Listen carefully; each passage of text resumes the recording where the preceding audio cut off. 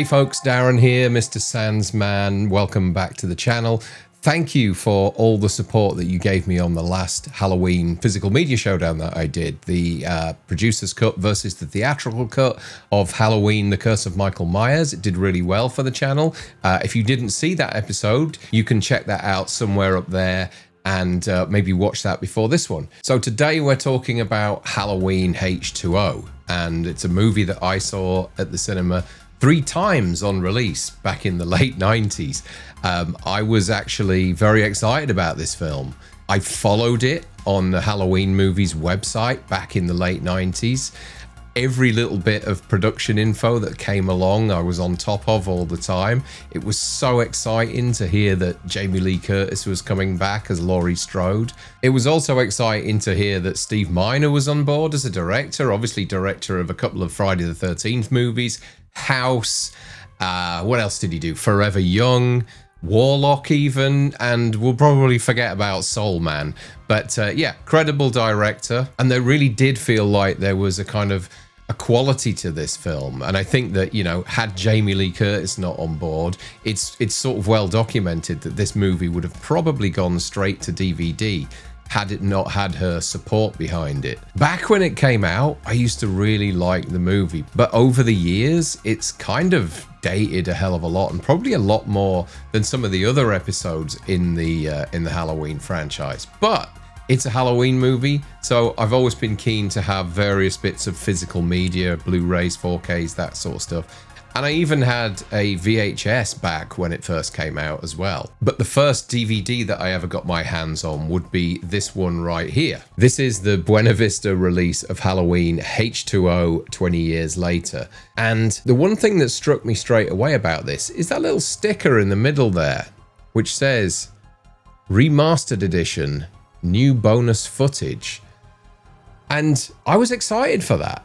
I learnt about this before it came out, and then when I received the DVD, there didn't seem to be any new footage whatsoever. Now, I'm not quite sure what they were angling at with that sticker, or whether it was a mistake, but I do know of lots of other people that have a version of this that has that sticker on it as well.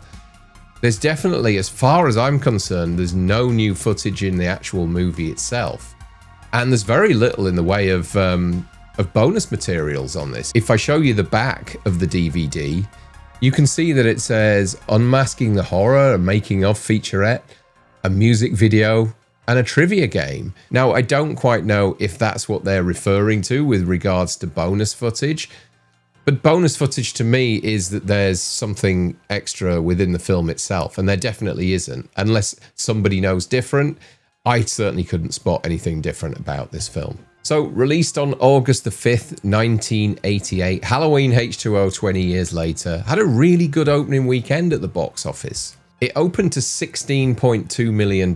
Now, when you think about the fact that that's 27 years ago, that's pretty good going. And it was beaten to the top spot by 2 other movies that weekend, who I think were on release already, and that was Saving Private Ryan and Blade.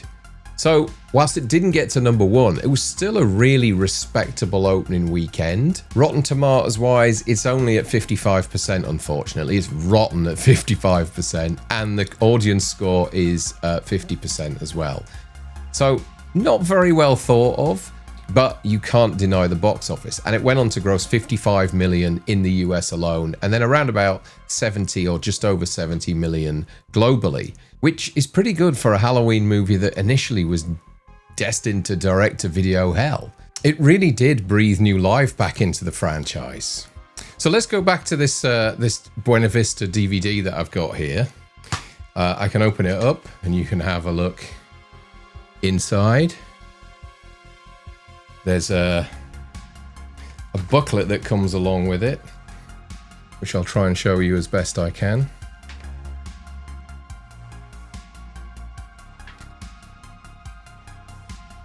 Details about the production.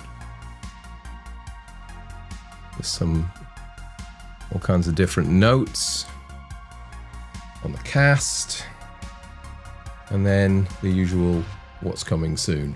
I've hung on to this. I'm not quite sure why. I don't really need it. I just think that I've kept hold of pretty much all of my physical media of Halloween from DVD onwards. So, yeah, not a bad version.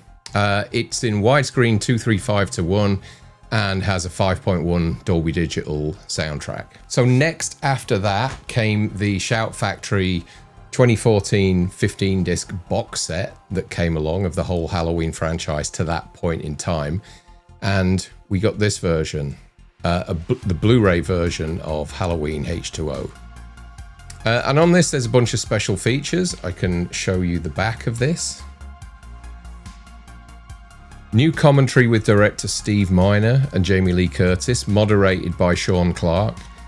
New The Making of Halloween H20, featuring Jamie Lee Curtis and Josh Hartnett, Jodie Lynn O'Keefe, Nancy Stevens, Adam Han-Bird, Tom Kane, editor Patrick Lussier, producer Malika Card, producer Paul Freeman, composer John Ottman, Chris Durand, writer Robert Zapier, stunt coordinator Donna Keegan, makeup Brad Hardin, and cinematographer Darren Okada. Vintage interviews and behind-the-scenes footage, which I'm guessing is the featurette that you get on the original DVD, and also the theatrical trailer. This is presented in DTS HD Master Audio 5.1 and is 1080p widescreen 235:1. So there you go. Halloween H20, 20 years later, Blu-ray from the 15-disc box set that Shout Factory brought out back in 2014. And then the one that I would always say is the go-to, the 4K version, this particular one here. Not great artwork there, I don't think. I mean, the mask and the look of Michael in this film isn't the best, but it's a nice package. There we have the original artwork with the collector's edition across the top there. This summer, Terror won't be taking a vacation. It's kind of odd to get a Halloween film in summer as well, release date wise. That's the, there you have the two discs, the Blu-ray and the 4K, and also you have the reversible artwork there as well. So as always, I'm going to recommend this one, the 4K version, and I watched it recently, and whilst I'm not that keen on the film anymore, it does look great, and they've done a really good job cleaning this up for a 4K presentation. In terms of special features on there, Disc 1 has a new 4K scan from the original camera negative, audio commentary from director Steve Miner and actress Jamie Lee Curtis, moderated by Sean Clark, so that's the same one that you get on the 2014 version. Disc 2 has a new 4K scan of the original camera negative, audio commentary with Steve Miner and Jamie Lee Curtis, moderated by Sean Clark, same as before. Blood is Thicker Than Water, The Making of Halloween H20, featuring interviews with producers Malika Card and Paul Freeman, writer Robert Zapier, actors Jamie Lee Curtis, Josh Hartnett, yada yada yada, all the same stuff that you got on the Blu-ray version. Scenes with composer John Ottman's original score, vintage interviews and behind-the-scenes footage, still gallery. It's pretty much the same in terms of extras that we got on the 2014 version. I think the only thing that's really different is the fact that this is a new 4K scan of taken from the original camera negative. Yeah, it's one of those movies that over the years I've kind of distanced myself from, and I think it's the look and the aesthetic of it, which is very much of its time. And, you know, even back when it first came out, I knew in my heart that this didn't feel like a Halloween movie at all. I think there are moments at the start of the film whereas I got a real, you know, a feel for Halloween, particularly in the opening scenes, whereas Marion Chambers is returning home.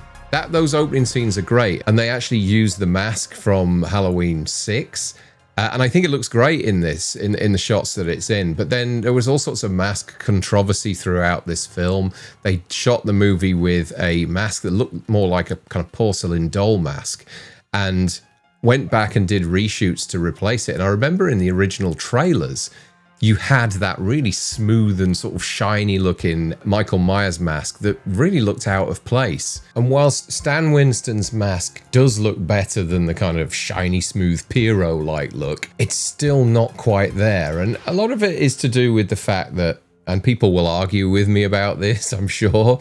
Barry, I know you're a massive fan of this film, but I still have a huge problem with the way that we can see Michael Myers' eyes in this film. Too much. and the skin around them. I know we got to see them in Halloween 2.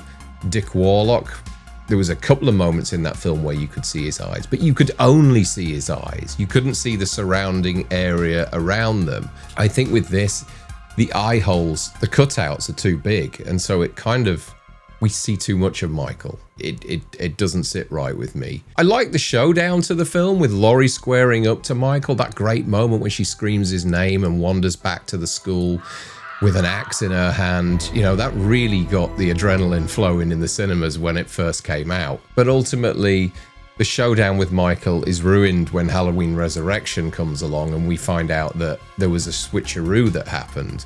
So it's a shame that when you watch that film now, you're kind of tainted by that idea that it's not really Michael that she's beheading in that moment when the car goes down the hill. It's someone else. It's an ambulance driver, somebody we don't really know.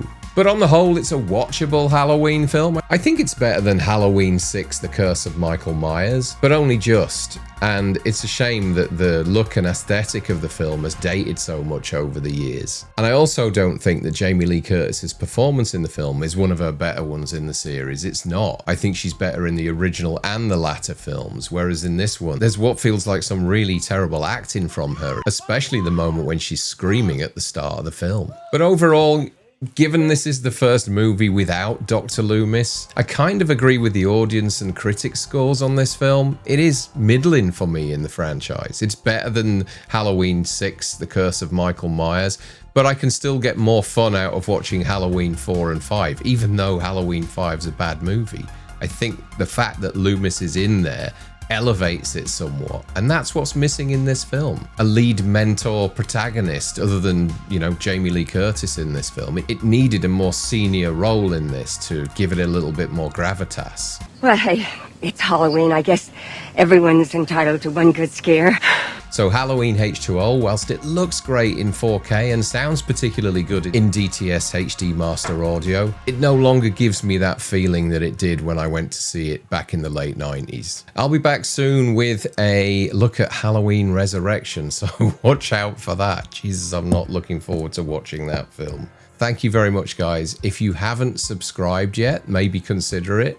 Also, if you don't mind giving a like to this video, it would really help the channel. And I'll see you again very soon with Halloween Resurrection. Cheers. Blu-ray from the box set, 15-disc box set. 15 dicks.